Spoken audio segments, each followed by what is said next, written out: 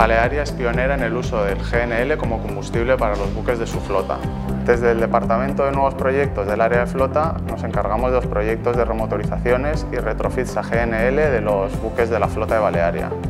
El GNL es gas natural licuado a menos 162 grados aproximadamente para poder ser transportado en su forma líquida. En el año 2020 entrará en vigor una nueva normativa del anexo 6 de Marpol por el que los buques tendrán que pasar a consumir combustibles con bajo nivel de azufre. Balearia apostó desde hace años por el uso del GNL como combustible para sus buques. Es unos combustibles fósiles más respetuosos con el medio ambiente. Su uso reduce considerablemente las emisiones. Balearia tiene como objetivo para 2021 el contar con 9 barcos, 9 Smart Ships propulsados a GNL.